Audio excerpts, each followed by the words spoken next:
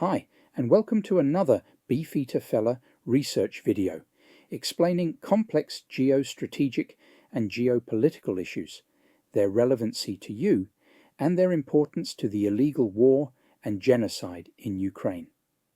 This video is about rare earth elements and why they are important to you and why they are a significant underlying factor in Russia's illegal war in Ukraine.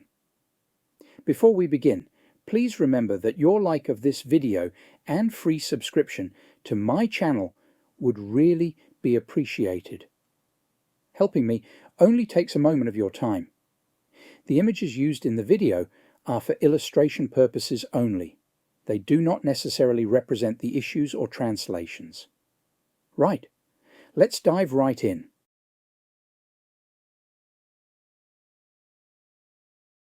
What are rare earth elements and why are they relevant to the illegal war being conducted by Russia on Ukrainian sovereign territories? This video offers an easy-to-understand explanation of rare earth elements, also known as REE or REE. Understanding the importance of REE and its connection to the seizure of territory in Ukraine, which is rich in REE deposits, might explain at least one underlying reason that Russia is seizing the most abundant resource deposits to secure its own future, as the fossil fuels which Russia has relied on for its principal revenue streams are now being drastically reduced due to a mixture of sanctions and increased uptake of green energy sources globally. So why is Ukraine and rare earth elements so important? Let's begin by understanding a bit more about them. And why are they so important as an underlying factor of the illegal war in Ukraine? Stay tuned, all will be revealed. The rare earth elements, REE, are a set of 17 metallic elements that appear on the periodic table that few of us took an interest in at school. These include the 15 lanthanides on the periodic table, plus scandium and yttrium.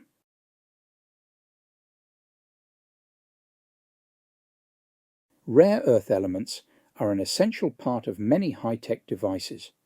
Rare earth metals are used in multiple industries, including energy production, medical equipment, military defense systems, smartphones, computers, and electric vehicles. When REEs are used with magnesium alloys, it is a vital element in the making of aircraft engines. You can also use REEs for studio lighting in the film industry and for making permanent magnets. Rare earth metals have luminescent properties, making them effective in producing fluorescent tubes and LED lights. REEs like yttrium, terbium, and europium can produce different colors in light bulbs, such as red, green, and blue. Due to their luminescent properties, these metals help make LCD screens, from smartphones to large television sets. Lanthanum helps to make approximately half of all digital camera lenses, including those used in smartphones. Its alloys are a key component in the making of batteries for hybrid and electric cars. The rare earth elements in an EV are used in electric car motors rather than batteries. The most used is neodymium, which is used in powerful magnets for speakers, hard drives, and electric motors. Dysprosium and other REEs are commonly used as additives in neodymium magnets. Other applications of REEs include the making of microphones, headphones, lasers, and a range of commercial and military products including satellites, radar, and sonar. Although using rare earth metals in electronics contributes a small part to the final product, the product can't function without them. Although the amount of REE used in a product may not be a significant part of that product, by weight, value, or volume, the REE can be critical for the device to function. For example, magnets made of REE often represent only a small fraction of the total weight, but without them, the spindle motors and voice coils of desktops and laptops would not be possible. The US Geological Survey news release, Going Critical, explains rare earth elements are necessary components of more than 200 products. Try and Google the report for further info on REE's uses and how important they are in your day-to-day life, without you even knowing about them. What is the most useful rare earth element? The answer is neodymium. In the light REE's category, neodymium has the highest number of uses. For one, you can use it on mobile phones, medical equipment, and electric cars. It's the best rare metal for making permanent magnets. Neodymium magnets are strong and highly useful when weight and space are limiting factors. They help make wind turbines and storage devices and hard disk drives. Moreover, you can also use them in automotive systems like audio speakers, power steering, power seats, and electric windows.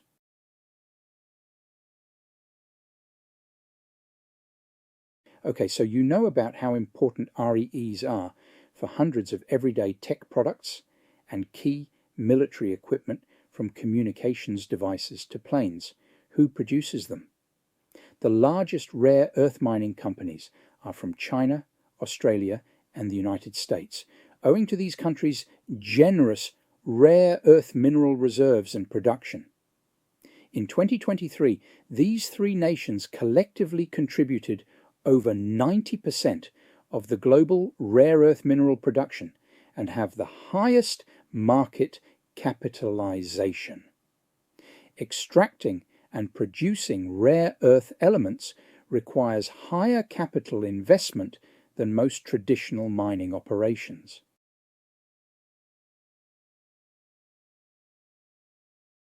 China's success in this industry thus points to the country's significant advancements to stay independent in the commodity consumption sector.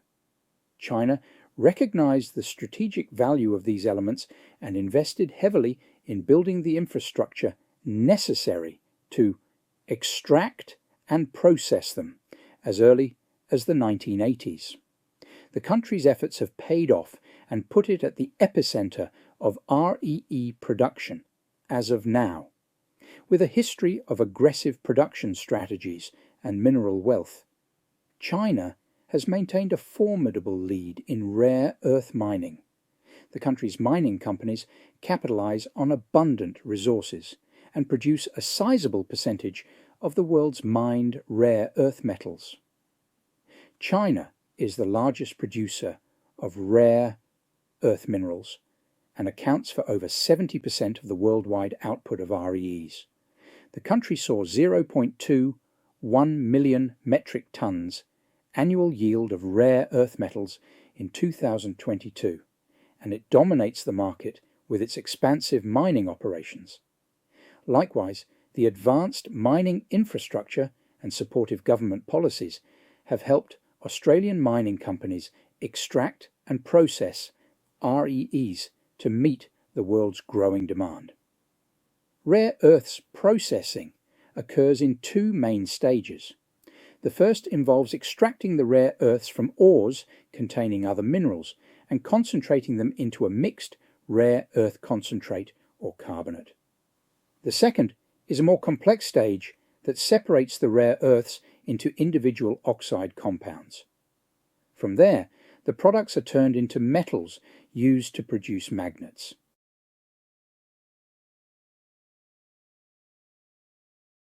What are the global dynamics of rare earth element mining? In 1993, 38% of world production of REEs was in China, 33% was in the United States, 12% was in Australia, and 5% each in Malaysia and India. Several other countries, including Brazil, Canada, South Africa, Sri Lanka, and Thailand, made up the remainder. 15 years later, in 2008, China accounted for more than 90% of world production of REEs. And 18 years later, in 2011, China accounted for 97% of world production. By the end of 2022, China has a dominant hold on the market, with 60% of global production and 85% of processing capacity. As China's mine throughput of rare earth minerals accounts for the majority of the world's total production, this heavy reliance on China for REEs raises critical supply chain concerns for the rest of the world. Other nations, mainly the US, are trying to pick up pace in this mining sector. Currently, the United States' 78% rare earth imports are from China, and there's a rising geopolitical tension between the West and China. In the event of a massive deterioration or even conflict between the US and China, the supply of REEs would end overnight, which would have a massive, possibly catastrophic impact on the global economy. Beginning in 1990 and beyond, supplies of REEs became an issue as the government of China began to change the amount of the REEs that it allows to be produced and exported. The Chinese government also began to limit the number of Chinese and Sino-foreign joint venture companies that could export REEs from China.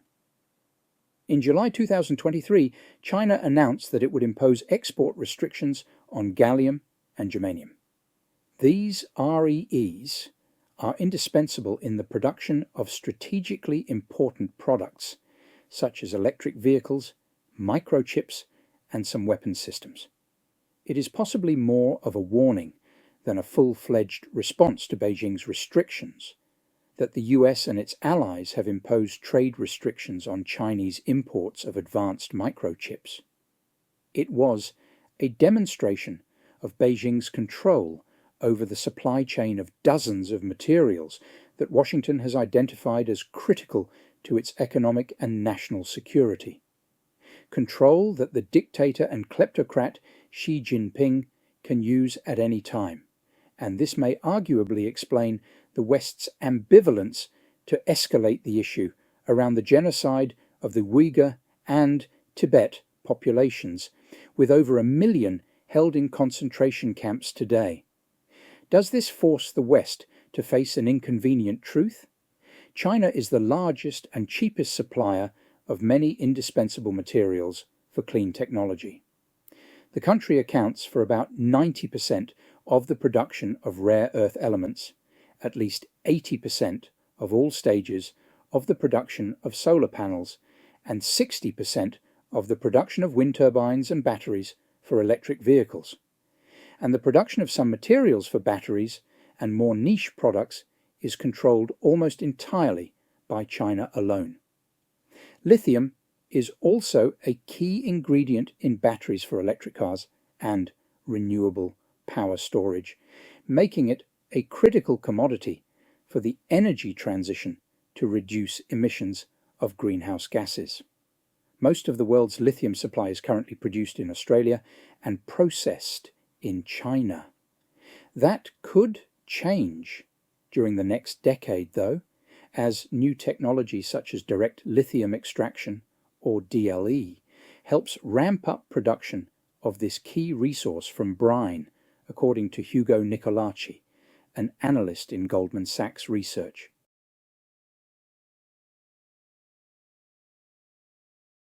Is Russia's aggression in Ukraine also about mineral resources?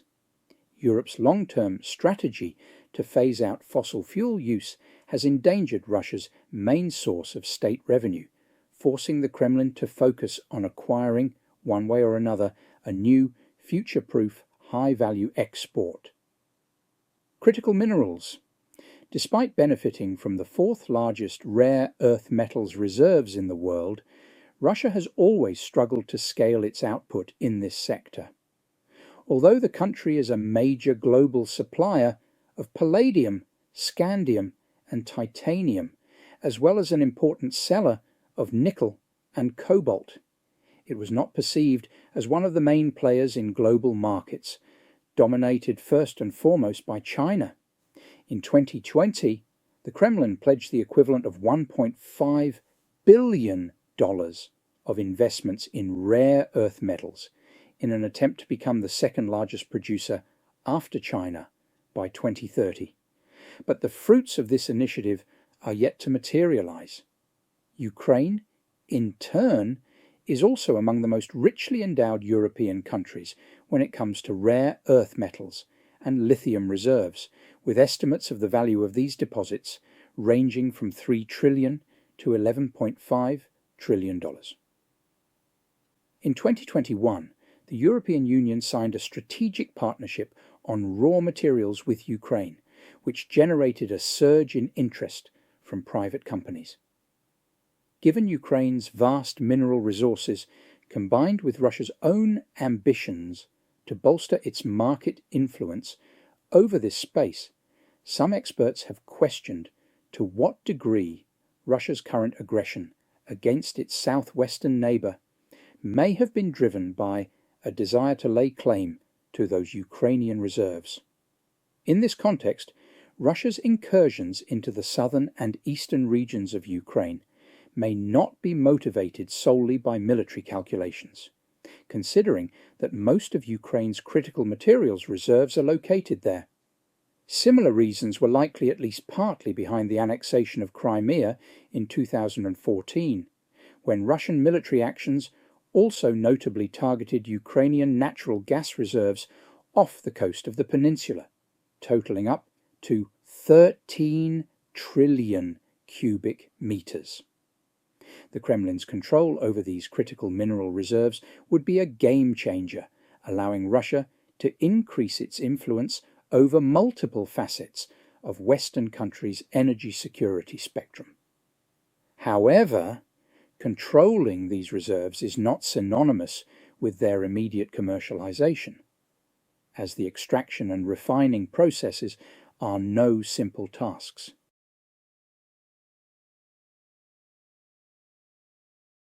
The second part of this video covers an update of countries and companies that are leading the production of rare earth elements globally. The evolution of rare earth metals markets. Rare earth elements are crucial for technologies such as touchscreens and batteries. Countries around the world are trying to secure their own domestic supply chains for these minerals. With Europe and the United States transitioning to a low-carbon economy, thus necessitating a speedy adoption of clean energy technologies and reducing their dependence on Russian hydrocarbon exports, the demand for critical and rare earth metals will continue to rise.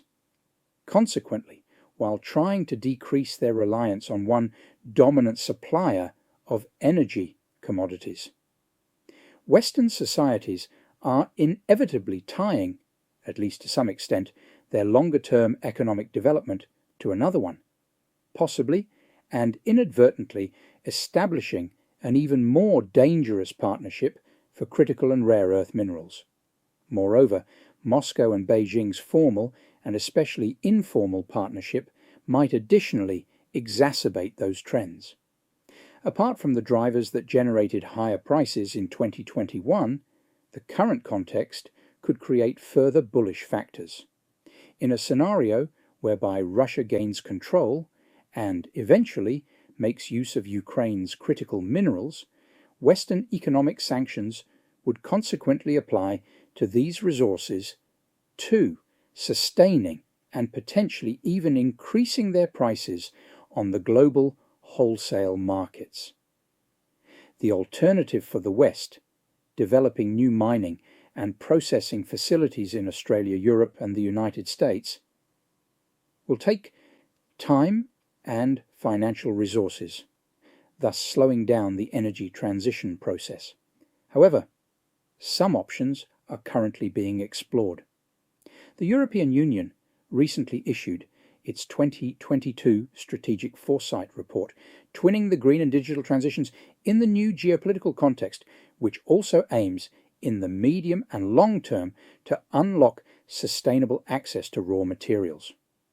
But while some European countries have started exploring these new mineral exploitations options, environmental protests have surged, notably in Spain or Serbia. In contrast, the Norwegian Bjørkreim exploration project, which seeks to access one of the largest estimated global deposits of vanadium, titanium, and phosphate, apparently enjoys greater public support. In June 2024, Rare Earths Norway announced the discovery of the largest deposit of rare earth elements in Europe. The location of the deposit at the Fen carbonatite complex is in southeast Norway, about 130 miles southwest of Oslo. It has approximately 8.8 million metric tons of total rare earth oxides, including an estimated 1.5 million metric tons of magnet-related rare earths. The discovery is a boost for Europe's transition to green technology, as rare earth elements are essential for key components of wind turbines and electric vehicles. Rare Earths Norway plans to continue exploration work at Fen, including a new drilling campaign in 2024. Turkey also claims to have discovered the world's second largest reserves of rare earth metals, up to 694 million tons. According to Fatih Dönmez, Ankara's Minister of Energy and Natural Resources, 10 types of rare earth metals, out of 17 in total, will be processed from the Central Anatolia region at an annual rate of 570,000 tons of ore.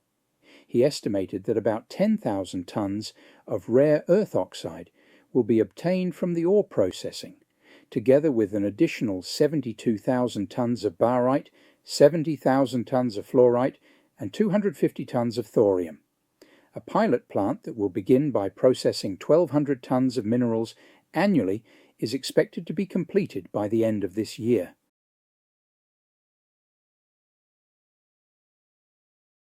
Summary. Rare earth elements are a critical factor in the war in Ukraine.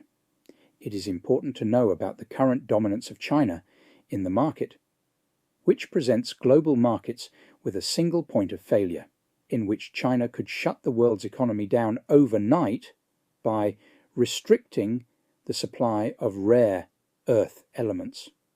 Rare earth elements are a critical factor in China and Russia's expansion into Africa, securing mineral extraction rights and concessions. Africa possibly being the largest untapped source of rare earth elements on the planet. Rare earth elements are arguably a key underlying factor and motivation for Russia's land grabs across Ukraine, with substantial identified deposits falling into the areas occupied and claimed by Russia, with Russia desperate to secure their economic future through energy source transition. Rare earth elements are a critical component in almost all new technology, and you are enjoying the benefits of rare earth elements. Using a smartphone, driving a new electric vehicle, using any computer, our military forces, technology is dependent on the rare earth elements. Materials and the risk to the world is greater than it has ever been, with the looming conflicts across all territories that are the world's reserves of rare earth elements. If you are interested in an update on countries and companies in the rare earth elements market in 2024, I will provide a link to this in the comments section.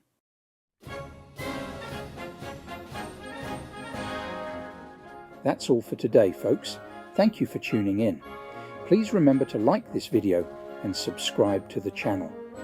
I also leave comments open for feedback, which I really appreciate. You can view my original posts in much more detail on Twitter. Follow me, or Beefeater Shecher.